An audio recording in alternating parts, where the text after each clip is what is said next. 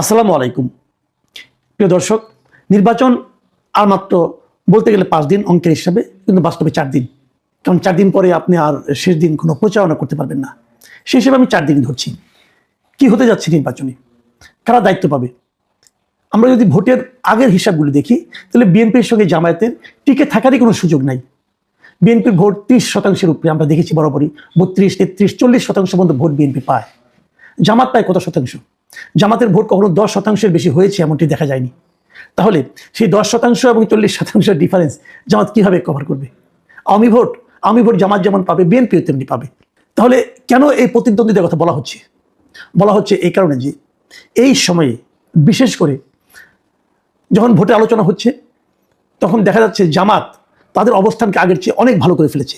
বিশেষ করে এই 2024-এর 5ই আগস্টের পর থেকে সাধারণ মানুষের সঙ্গে জামাতের যে ভূমিকা, জামাতের যে আচরণ, তার বিপরীতে বিএনপির স্থানীয় পর্যায়ের নেতাকর্মীদের যে আচরণ, এই দুটোর কম্পেয়ার করে সাধারণ মানুষ জামাতের দিকে ঝুঁকবে এমনটা অনেকেই মনে করছেন।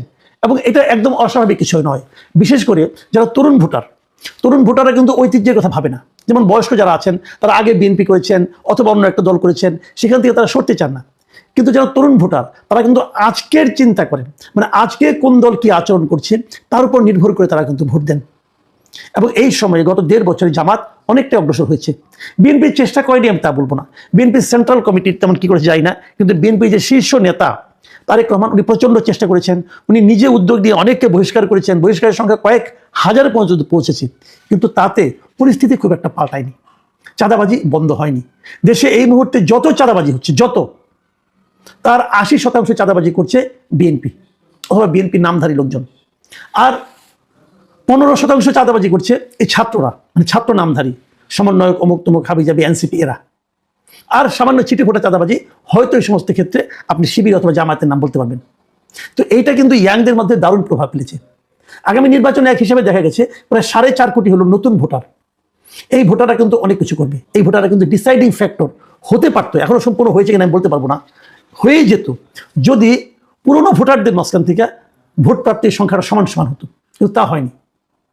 জামাতের জায়গায় যদি আওয়ামী লীগ থাকতো, তাহলে কিন্তু ভোট প্রাপ্তির দিক দিয়ে বিএনপি এবং আওয়ামী লীগ প্রায় সমান হতো। তখন ওই ইয়াং ভোটাররাই ডিসাইডিং ফ্যাক্টর হতো।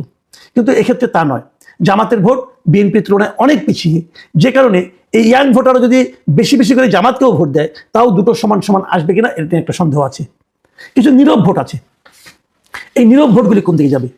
নীরব ভোটার যারা কথা বলে না, যারা খুব একটা আওয়াজ দেয় না, যারা বিপ্লবে বিদ্রোহে সবার সামনে চলে আসে না, যারা পেছনে থাকে, ঘর সংসার করে, কেবল যে ভোটটা দিয়ে আসে, এই নীরব ভোট কিন্তু যেটা নাকি আগে আওয়ামী লীগের এগেনস্টে সবসময় এই নীরব ভোটগুলি বিএনপির সঙ্গে থাকতো।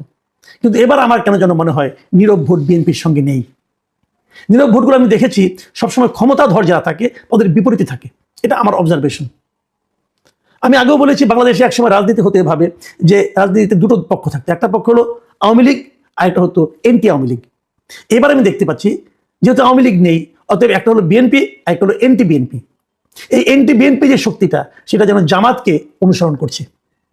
কাজেই যারা খুব নিশ্চিন্তে ভাবেন যে না, জামাত 7% ভোট নিয়ে, 8% ভোট নিয়ে আমাদের 35% কিভাবে ওভারকাম করবে, তারা যদি অনেক ভালো করে ডাবল পালে 15% হবে, 3 গুণ পাবে, তাহলে 21% হবে, তবু তো আমাদের সমান হয় না।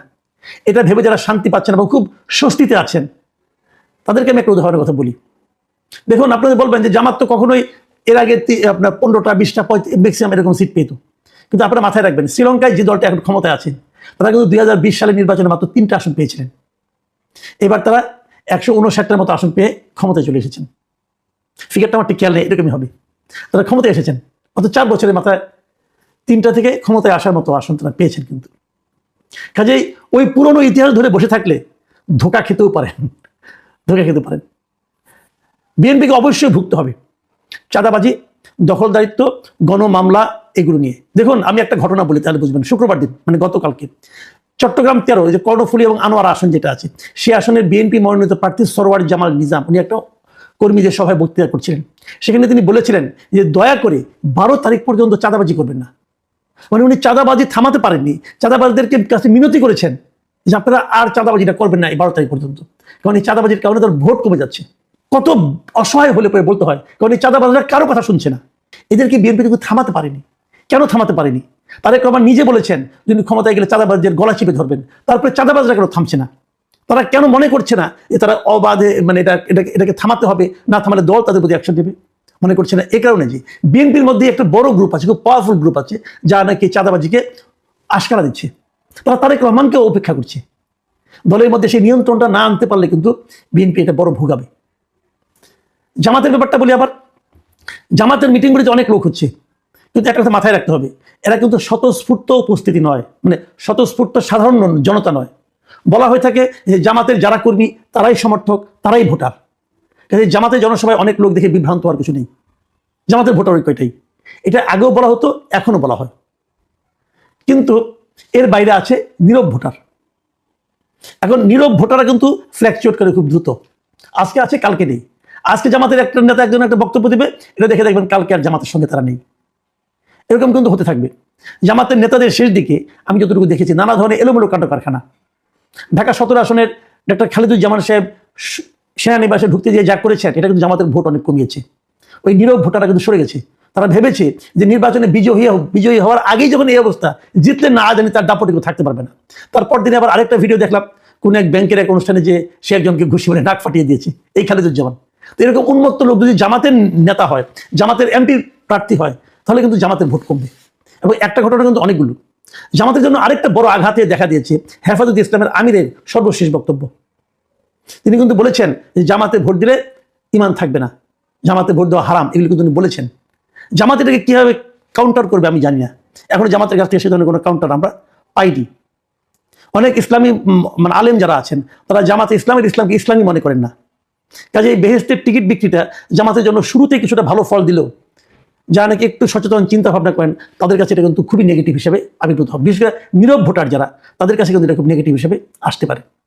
সবশেষ যে জায়গাটা আমি বলবো সেটা হলো আওয়ামী ভোটার। আমি বারবার বলেছি যে আওয়ামী ভোটে নির্ধারণ করবে এই নির্বাচনের ফলটা কোন দিকে যাবে। আওয়ামী লীগ এবার ইলেকশনে নেই, বাট তাদের ভোটটা তো কোথাও না কোথাও যাবে। কার কাছে যাবে? অনেকে ভাবতেন যে আওয়ামী লীগের অনেকে হয়তো ভোটই দেবেন না। ইদানিং এই ধারণাটা আমার একটু একটু চেঞ্জ হচ্ছে এই কারণে, যেহেতু আওয়ামী লীগের কেন্দ্রীয় পর্যায়ে থেকে, আওয়ামী লীগ থেকে দলীয়ভাবে কোনো সিদ্ধান্ত দেওয়া হয়নি, সেহেতু আমার মনে হচ্ছে যে আওয়ামী লীগের লোকরা হয়তো ভোট দিতে যেতে পারেন। যদি যায়, তারা কাকে ভোট দিবে? এই ভোটগুলি এখনো অনিশ্চিত। কে কতটা দখল করতে পারবে তার উপর নির্ভর করবে।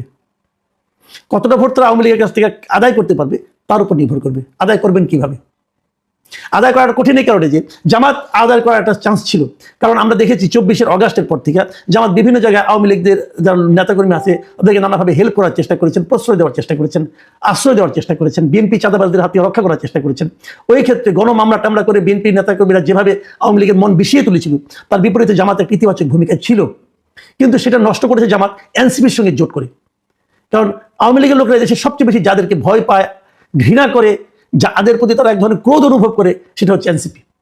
এনসিপি যখন জামাতের সঙ্গে যুক্ত হয়েছে, তখন তাদের কাছে মনে হয়েছে এনসিপি যে আওয়ামী লীগের কার্যক্রম নিষিদ্ধ করার জন্য আন্দোলন করেছে, সেই আন্দোলনে তাহলে জামাতই ছিল আসলে। এই মনোভাবটা আমি মনে করি জামাতের প্রতি আওয়ামী ভোটারদেরকে একটু আশাহত করে তুলবে, নেগেটিভ করে তুলবে। তারপরেও জামাতের জন্য এটা পরামর্শ, তারা কিন্তু এটাকে ওভারকাম করতে পারে একটা ছোট্ট কাজ করলে।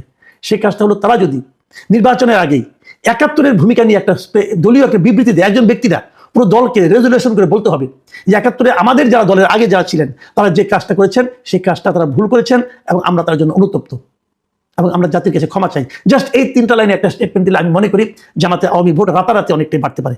বিশেষ করে মুক্তিযুদ্ধের সপক্ষের যে ভোটগুলো, সেগুলো তাদের এখানে কিন্তু যেতে পারে। অনেকের মধ্যে দ্বিধাটা আছে, জামাত যা করছে ভালোই তো করছে, কিন্তু তাকে কি করে ভোট দিই, তারা তো আবার দেশটাকে পাকিস্তান বানিয়ে দেবে, এই ধরনের চিন্তা কিন্তু অনেকের মধ্যে আছে। কাজে ওই কাজটা করলে এটা হয়তো তাদের জন্য ইতিবাচক হতে পারে। পরামর্শ যখন দিলাম তখন বিএনপি জন্য একটা দেই। আমি ছোট মানুষ, আমার পরামর্শ গ্রহণ করতে হবে এমন কোনো কথা নেই, কিন্তু আমি মনে করি এটা আমার দিক থেকে যে যদি বিএনপি তার নীতি পরিবর্তনের দরকার নেই, বিএনপি যদি আওয়ামী ভোটকে পেতে চায়, আওয়ামী লীগের ভোটকে যদি বিএনপি পেতে চায়, বিএনপি একটা খুব সহজ উপায় আছে। এমনিতে তারা বেশ কয়েকদিন ধরে মুক্তিযুদ্ধের পক্ষে কথা বলছে এবং তাদের পক্ষে কথাটা বলা খুব সহজ, কারণ জিয়াউর রহমান তাদের দলের যে প্রতিষ্ঠাতা, তিনি তো মুক্তিযুদ্ধের একজন সেক্টর কমান্ডার ছিলেন, বীরুত্তম ছিলেন। এটা তো খুবই সহজেই তারা এটা মুক্তিযুদ্ধের পক্ষে বলতেই পারে, এটা ব্যাপার না। আরেকটা কাজ যদি তারা করেন, তাহলে তারা আওয়ামী লীগের ভোটগুলি পেতে পারেন। অনেকে কিন্তু এরই মধ্যে আমি দেখেছি যে জয় বাংলা করে বলে তারা ধানের শীষে ভোট চাচ্ছে এবং এটাকে তারা বিএনপি এনকারেজ করছে। বিএনপির জন্য সামান্য একটা কাজ করতে হবে। সবচেয়ে ভালো হতো যদি বিএনপি দিক থেকে বলা হতো যে বিএনপি যত মামলায় বিএনপি বাদী আছে, মানে আওয়ামী লীগের বিরুদ্ধে যে গণমামলাগুলো, এগুলির বিরুদ্ধে যতগুলি মামলাতে বিএনপির লোকজন বাদী হয়েছে সেই মামলাগুলোতে উঠিয়ে নেওয়া, এটা হতে পারতো ভালো, কিন্তু সেটা করা এখন আর সম্ভব না। ওই লাইনে যাওয়ার দরকার নেই। বিএনপি একটা কাজ করতে পারে, তারেক রহমান অনেকের মাজারই তো জিয়ারত করছেন, উনি কিন্তু বঙ্গবন্ধুর মাজারটা জিয়ারত করতে পারেন। সিম্পল একটা কাজ করতেই পারেন। মুক্তিযুদ্ধের মহানায়ক হিসেবে বিএনপিতে আওয়ামী ভোট বেড়ে যাবে। সিম্পল দুই দলের জন্য দুইটা পরামর্শ দিলাম। আমার পরামর্শ গ্রহণ করার কোনো দরকার নাই, আমার এই পরামর্শকে সিরিয়াসলি নেওয়ারও কোনো দরকার নেই, আপনাদের ইচ্ছা। আমি একজন সাধারণ নাগরিক হিসাবে আমি ভোটের অঙ্কের হিসাবটাকে মেলানোর জন্য অথবা অঙ্কের হিসাবটাকে মানে আপনার বেগবান অথবা স্থবির করার জন্য আমি যেটাকে মনে করি আমার হিসাব মতো আমি দুটো পরামর্শ দিলাম। মানা না মানা আপনাদের ব্যাপার। তবে আমার একটা লক্ষ্য আছে। আমি কেন এটা বললাম? আমার লক্ষ্যটা হলো আমি আসলে একটা ঐক্যবদ্ধ জাতি চাই। আমি মনে করি কোনো জাতি অগ্রসর হতে পারবে না যদি তারা বিভক্ত থাকে। যদি জামাত স্বীকার করে, ভুল স্বীকার করে ৭১ ভূমিকা নিয়ে, তাহলে জামাত কিন্তু বিরাট একটা জনগোষ্ঠীর সঙ্গে নিজেদেরকে ঐক্যবদ্ধ করার একটা প্রথম পদক্ষেপ ফেলতে পারবে। যদি বিএনপি তারেক রহমান বঙ্গবন্ধুর মাজার জিয়ারত করে আসেন নির্বাচনের আগে, আমি মনে করি বিরাট একটা জনগোষ্ঠী তারেক রহমানকে তাদের নেতা মনে করবে। বাকি বিবেচনা আপনাদের।